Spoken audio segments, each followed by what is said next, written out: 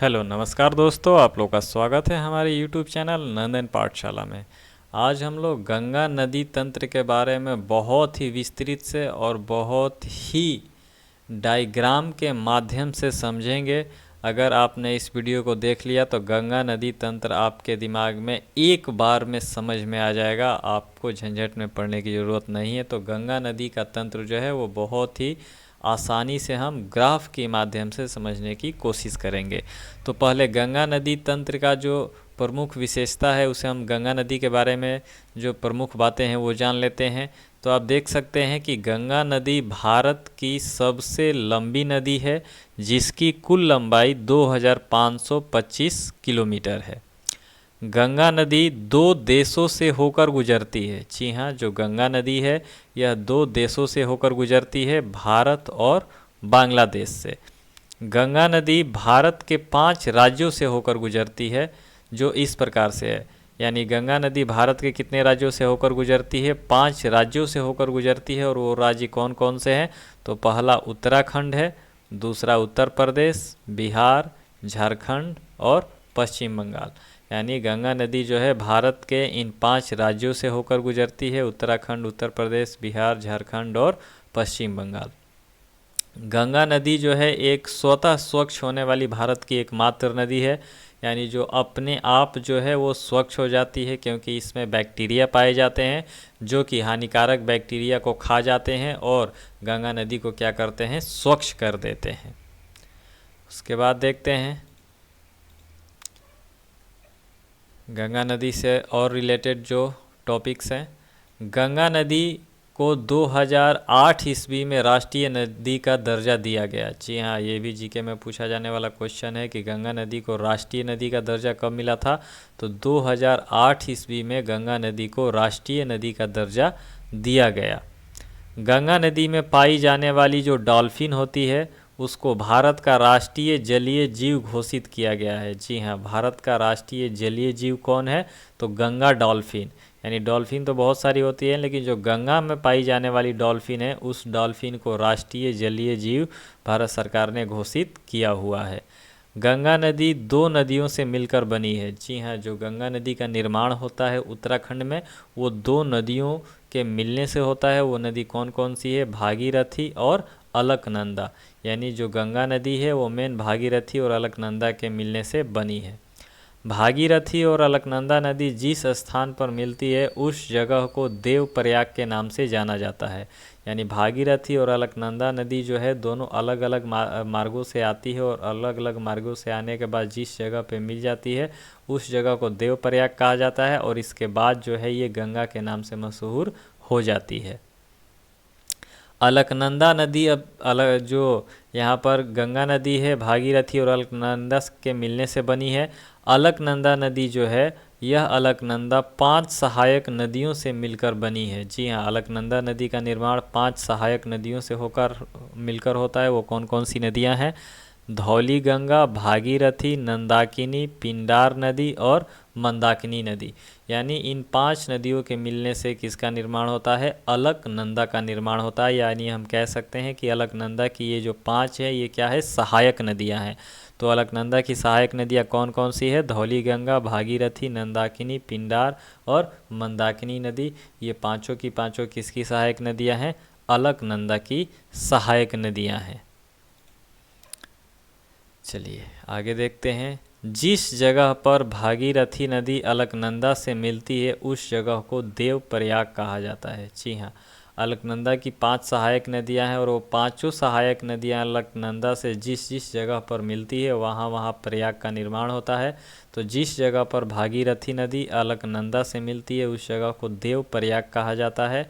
जिस जगह पर धौली गंगा नदी अलकनंदा नदी से मिलती है उस जगह को विष्णु प्रयाग के नाम से जाना जाता है। जिस जगह पर मंदाकिनी नदी अलकनंदा नदी से मिलती है उस जगह को नंद प्रयाग कहा जाता है। जिस जगह पर पिंडार नदी अलकनंदा नदी से मिलती है उस जगह को कर्ण प्रयाग कहा जाता है, और जिस जगह पर मंदाकिनी नदी अलकनंदा नदी से मिलती है उस जगह को रुद्र प्रयाग कहा जाता है। तो इस प्रकार से हम लोग देख सकते हैं कि 5 प्रयागों का निर्माण हो रहा है अलकनंदा की 5 सहायक नदियों के मिलने से। अब जो है गंगा नदी का तंत्र है, इसको हम ग्राफ के माध्यम से समझने की कोशिश करते हैं। जो गंगा नदी तंत्र है, ये गंगा नदी तंत्र का जो निर्माण है, ये निर्माण कैसे हुआ है, इसको हम थोड़ा सा जो है अच्छी तरह से समझने की कोशिश करते हैं। तो आप देख सकते हैं कि जो ये गंगा नदी है, देवप्रयाग के बाद ये नदी जब आगे बढ़ती है तो इसी को गंगा नदी कहा जाता है। और देवप्रयाग से पहले ये भागीरथी और अलकनंदा नदियाँ जो है इसमें आकर के मिली हुई है। तो जो भागीरथी नदी है वो गंगोत्री हिमानी से निकलती है, और उसके बाद जो अलकनंदा नदी है ये संतोपंत हिमानी से निकलती है, और ये दोनों नदियाँ आकर के देवप्रयाग में मिलती है, और देवप्रयाग के बाद जो है ये गंगा कहलाने लगती है। यहाँ पर आप ग्राफ के माध्यम से ये भी देख सकते हैं कि जो अलकनंदा नदी है, ये अलकनंदा नदी की 5 सहायक नदियाँ हैं जो कि अलग अलग स्थानों से निकलकर इसमें आकर क्या हो रही है कि मिल रही है। अब जब देवप्रयाग में गंगा नदी का निर्माण हो जाता है तो इसके बाद ये नदी जो है वो आगे की ओर बढ़ती है, और आगे की ओर बढ़ती है तो जो शहर मिलता है वो हरिद्वार। अब हरिद्वार जो है ये किस नदी के तट पर बसा हुआ शहर है, तो गंगा नदी के तट पर बसा हुआ है हरिद्वार। और हरिद्वार के आगे जब बढ़ा जाता है तो ये कन्नौज पड़ता है, और कन्नौज में क्या है कि राम गंगा नदी जो है वो आकर के मिलती है। जी हाँ, अब गंगा नदी की भी कई सारी सहायक नदियाँ आगे जो है हो जाती है। तो कन्नौज में कौन सी नदी जो है गंगा में आकर मिलती है, तो राम गंगा नदी जो कि यूके से निकलती है, उत्तराखंड से, ये राम गंगा नदी आकर कहाँ मिलती है, कन्नौज में मिलती है। उसके बाद प्रयागराज, जी हाँ, जिसको कि इलाहाबाद के नाम से जाना जाता है, प्रयागराज, इसको प्रयाग कहा जाता है क्यों, क्योंकि ये भी 2 नदियों का क्या है, संगम है। यहाँ पर गंगा नदी और यमुना नदी आकर के मिलती है। आप देख रहे हैं कि जो यमुनोत्री हिमानी है, यहाँ से यमुना नदी निकलती है और ये आकर के गंगा नदी में यानी प्रयागराज में मिलती है। लेकिन इसके मिलने से पहले यमुना नदी की भी 3 सहायक नदियाँ हैं। यमुना नदी की 3 सहायक नदियाँ कौन कौन सी है, तो चंबल नदी जो कि इंदौर मध्य प्रदेश से निकलती है, बेतवा नदी जो कि विंध्य पर्वत मध्य प्रदेश से निकलती है, और केन नदी जो कि कैमूर की पहाड़ी मध्य प्रदेश से निकलती है। यानी ये 3 नदियाँ जो है ये यमुना की सहायक नदियाँ हैं। यानी ये तीनों नदियाँ यमुना में आकर मिल जाती है, और यमुना अंत में जो है गंगा नदी में जाकर कहाँ पर, प्रयागराज में मिल जाती है। इसके बाद जो है ये नदी आगे की ओर बढ़ती है, गंगा नदी, और आगे की ओर बढ़ने के बाद इसको जो शहर मिलता है गाजीपुर। तो गाजीपुर में जो गोमती नदी है, ये गोमती नदी जो है आकर के मिलती है कहाँ पर, गाजीपुर शहर में। और ये गोमती नदी निकलती कहाँ से है, तो फुलहर झील, जी हाँ, जो कि पीलीभीत उत्तर प्रदेश में है। फुलहर झील जो है समतल जगह पर स्थित एक झील है जहाँ से ये नदी निकलती है। यानी जो गोमती नदी है ये समतल जगह से निकलने वाली एकमात्र नदी है जो किसी पहाड़ी से नहीं या पहाड़ से नहीं निकलती है, बल्कि समतल जगह से निकलती है। तो गोमती नदी आकर के कहाँ मिल जाती है, गाजीपुर में मिल जाती है।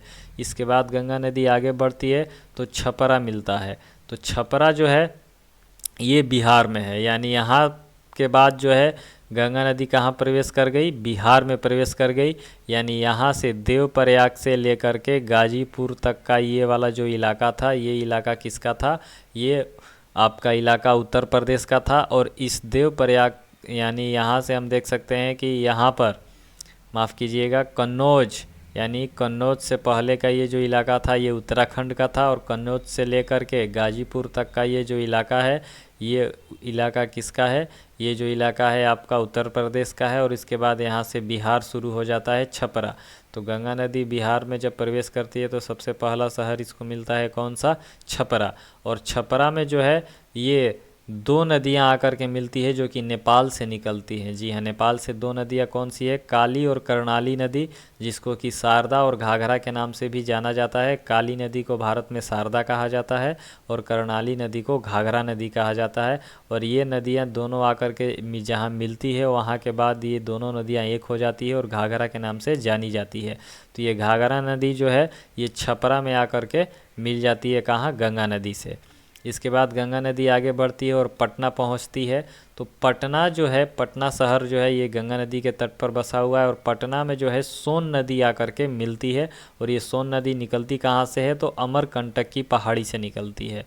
सोन नदी अमरकंटक की पहाड़ी से निकलती है और पटना में जो है आकर के गंगा नदी के साथ मिल जाती है। उसके बाद गंगा नदी आगे की ओर पहुंचती है और आगे पहुंचने के बाद जो है सोनपुर में गंडक नदी जो है आकर के मिलती है। किससे, गंगा नदी से। यानी गंडक नदी ये भी नेपाल से निकलने वाली नदी है और ये नदी गंगा नदी में आकर के कहाँ मिलती है, सोनपुर में। और उसके बाद कोसी नदी जो कि नेपाल से निकलती है। और कोसी नदी जो है ये बहुत ज़्यादा कुख्यात नदी है, जिसके कारण कि बिहार में हर साल बाढ़ आती है और बिहार के लोगों को जो है ये बर्बाद करती है। क्यों? क्योंकि कोसी नदी जो है सबसे ज़्यादा मार्ग बदलने वाली नदी है और सबसे ज़्यादा मार्ग बदलने के कारण जो है इसका सही पता नहीं चल पाता है। और इसीलिए कोसी नदी को बिहार का शोक भी कहा जाता है। कोसी नदी को बिहार का शोक के नाम से जाना जाता है। क्यों? क्योंकि मान के चलिए इस साल ये नदी आ रही है इस रास्ते से, अगला साल आदमी तैयारी करेगा कि अरे भाई इस रास्ते से जो है बाढ़ आई थी, और इधर वाले लोग निश्चिंत होंगे कि हम लोग की ओर बाढ़ नहीं आई थी। जबकि अगले साल क्या होगा कि ये नदी अपना ये रास्ता छोड़ करके ये वाला रास्ता पकड़ लेगी। फिर अगली बार इस रास्ता को छोड़कर वो कोई और रास्ता पकड़ ले, जिसके कारण कि क्या होता है कि लोग जो है वो हमेशा भयभीत रहते हैं कि ये कब किस रास्ता से आ जाए और वहाँ भयानक तबाही ला दे। तो मार्ग बदलने के कारण ही कोसी नदी को क्या है, बिहार का शोक कहा जाता है। और ये कोसी नदी जो है कुर्सेला में आकर के मिल जाती है गंगा नदी के साथ। उसके बाद गंगा नदी जब आगे की ओर बढ़ती है तो आगे की ओर बढ़ने के बाद क्या होता है कि आप देख रहे हैं कि फरक्का बैराज जो है, फरक्का बैराज में क्या है कि ये महानदी आकर के मिल रही है। और ये फरक्का बैराज कहाँ है, तो फरक्का बैराज जो है ये पश्चिम बंगाल और बिहार के बॉर्डर पर है। और यहाँ पर महानदी आकर के गंगा नदी के साथ मिलती है। और ये महानदी निकलती कहाँ से है, तो दार्जिलिंग की पहाड़ी से महानदी का जो है उद्गम होता है। और ये महानदी वहाँ से निकलकर आकर के जो है गंगा में मिल जाती है। कहाँ पर, फरक्का बैराज में। और फरक्का बैराज के बाद जो है ये गंगा नदी जो है क्या है कि इसका नाम चेंज हो जाता है। यहाँ तक ये गंगा नदी कहला रही थी, लेकिन फरक्का बैराज के बाद ये जो है हुगली नदी और पद्मा नदी कहलाने लगती है। क्यों? क्योंकि फरक्का के बाद पश्चिम बंगाल का इलाका शुरू हो जाता है और पश्चिम बंगाल में गंगा नदी को ही हुगली के नाम से जानते हैं। और हुगली जो है ये हुगली के तट पर कोलकाता शहर बसा हुआ है। यानी जो पश्चिम बंगाल की राजधानी है कोलकाता, ये कहाँ बसी हुई है, हुगली शहर के यानी हुगली नदी के तट पर बसी हुई है। यानी गंगा नदी जो है फरक्का बैराज के बाद हुगली नदी और पद्मा नदी में बंट जाती है। पद्मा नदी जो है ये आपका चली जाती है कहाँ पर, बांग्लादेश में। तो गंगा नदी को बांग्लादेश में पद्मा नदी कहा जाता है और इसी नदी को पश्चिम बंगाल में हुगली नदी कहा जाता है। और हुगली नदी की एक सहायक नदी जो है दामोदर नदी है। जी हाँ, हुगली नदी की एक सहायक नदी कौन है, दामोदर नदी, जो कि क्या है कि पश्चिम बंगाल में आकर हुगली नदी से मिल जाती है। और इस दामोदर नदी के कारण जो है पश्चिम बंगाल में अधिकतर बाढ़ आता है, जिसके कारण कि हम पश्चिम बंगाल का शोक इस दामोदर नदी को कह सकते हैं। तो इस प्रकार से हमने जो है गंगा नदी का ये पूरा का पूरा एक तंत्र जो है वो बड़ी ही आसानी से समझने की कोशिश की। अगर आपको भी कुछ समझ में आया हो गंगा नदी के तट के बारे में सही तरीके से, तो आप हमारे वीडियो को लाइक कर दीजिए, चैनल को सब्सक्राइब कर लीजिए। इसी प्रकार के और भी ज्ञानवर्धक वीडियो को पाने के लिए मिलेंगे फिर एक बार एक नई वीडियो के साथ। तब तक जय हिंद दोस्तों।